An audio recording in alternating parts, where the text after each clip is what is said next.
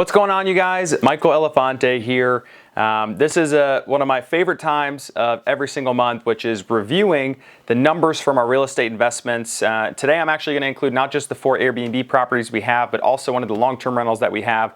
So if you guys hang with me, I'm going to break down in full transparency. So again, if you appreciate the transparency, most content creators and real estate investors will never provide this information out to the public, but I do because I appreciate you guys following me. So I want to be as transparent as possible. So I'm going to review in detail the revenue brought in by every single property, all the Airbnbs. I'll tell you how many nights they were booked, the money they brought in, what our operating expenses are. So that's taxes, insurance, utility bills, cleaning fees, maintenance, anything that costs us money out of pocket to operate every single month. And then I'll also tell you the debt service we have, so the principal and interest portion of the mortgage, which ultimately I'll reveal the cash flow we had per property and then how much we made total in cash flow. And I'll take it one step further and talk to you guys about the full or total benefit of owning real estate or rental properties, which we're going to reveal the gain in equity from both principal pay down and a base, unrealized gain in appreciation.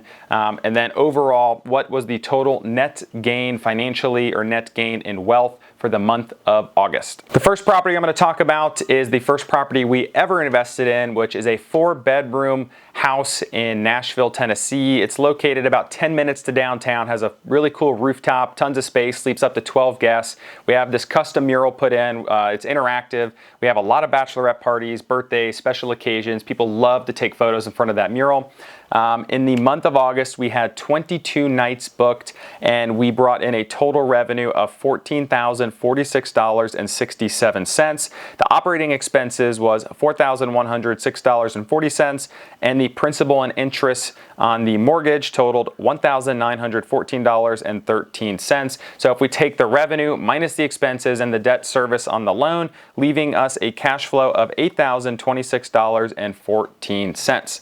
The second property we have is a 2-bedroom condo located in downtown Nashville. So great location. That's why we bought it. You can walk to Broadway. You can walk to Titans games. You can walk to Bridgestone Arena to watch the Preds play and watch concerts, all sorts of cool stuff, where all the live music and restaurants are.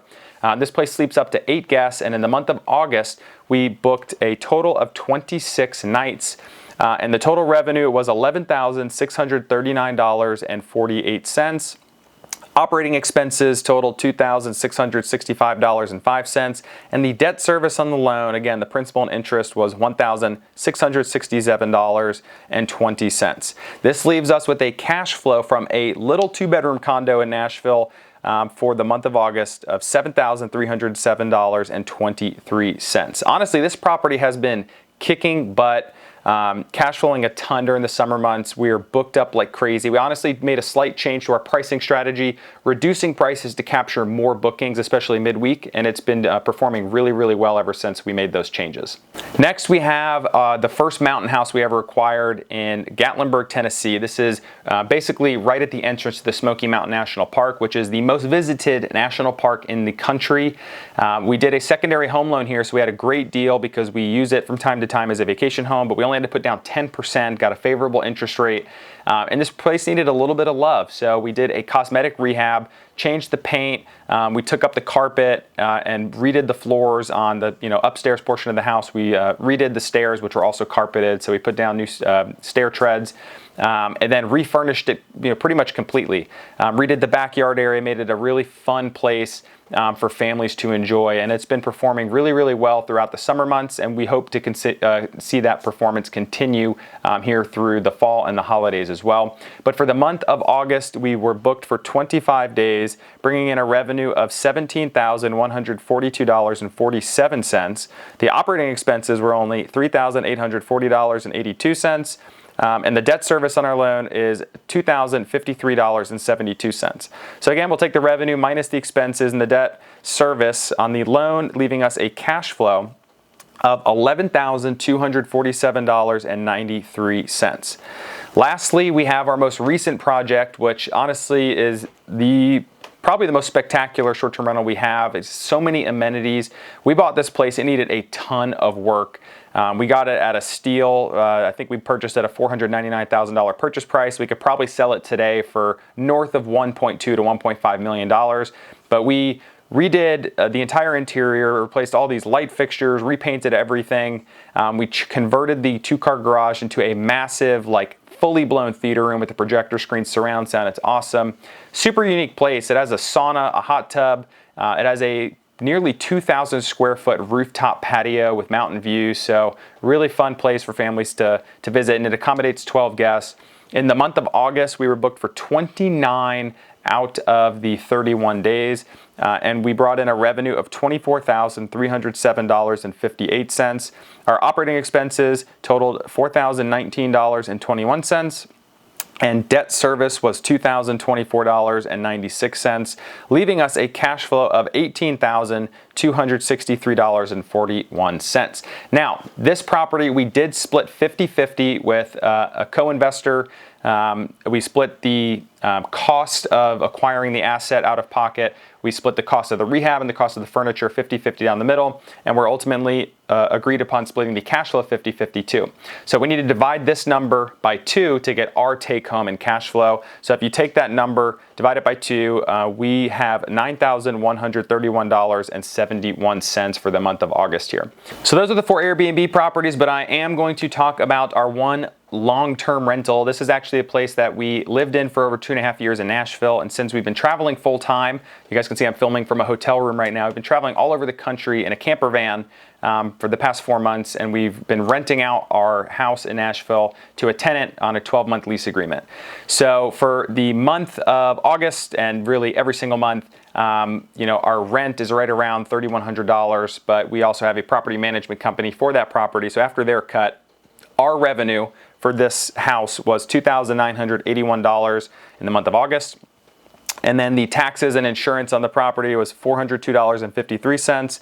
And the debt service, so the principal and interest portion of the mortgage, is $1,820.56, leaving us a cash flow, which is honestly laughable compared to the Airbnbs, but still better nonetheless.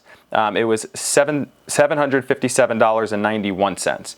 So if we add up all of the revenue from these 5 properties, we brought in a total of $70,117.20, and then add up all the cash flow, including just our half from that one property I mentioned we split. Our total cash flow for the month of August was $36,470.92.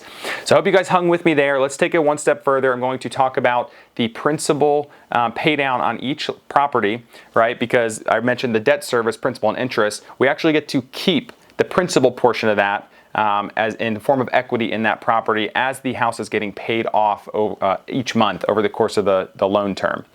So each of these properties I'm going to put up here, I'll just go quickly, was $664.41, $506.81, $886.67, and then for the one we split with another investor, the principal pay down was $621.38, but our half was $310.69. And then the property that we used to live in that's on a long-term rental now, the principal pay down on that loan for last month was $622.10. So if you add all these up, beyond cash flow, the gain in equity, right, that's our building our net worth and our equity in all these individual real estate or properties totaled $2,990.68. So that's the power of investing in real estate, not just cash flow, but gaining equity over the course of time. Now I'm just going to quickly skim over appreciation, but every single month I like to account for this just at a very base level, a 3% gain year over year, even though appreciation's been bonkers with inflation and the supply shortages in real estate over the past 12 to 18 months. But I like to do this as a baseline forecast for unrealized gain from appreciation and account for it nonetheless. So on my best guesstimate, each property was the following, and this is the same order that I did for cash flow. From appreciation would be $1,437, $1,150, $2,250, $2,500, but that's the property we split, so our half would be $1,250, and then the last property was $1,375. So our estimated unrealized gain from appreciation, again, my best guesstimate is $7,462. So if we add all of these things up, our cash flow, the equity gain from principal paydown, and estimated unrealized gain from appreciation from all of our real estate investments for just the month of August alone, is estimated to be $46,924 $1.10, I think, somewhere around there. But so I hope you guys appreciate the transparency. You know, I have a lot of people that reach out and tell me they do appreciate it. So I'm not trying to just come on here and tell you guys how much cash flow we're making, but hopefully encourage you and open your eyes to the possibilities, especially with Airbnb. I'm not the only person, or my wife and I aren't the only people hitting these numbers on Airbnb. I mean, I think our investments were made very strategically. So I think we are cash flowing probably a lot higher than a lot of other Airbnb investors out there, but they're totally achievable for any of you all watching. So I hope you guys follow along, subscribe for future content if you, are interested in becoming financially free. Anything around Airbnb or real estate, that's primarily what my content is focused around. If you have any questions on this video in particular, please drop them in the comments below. Thanks again for watching.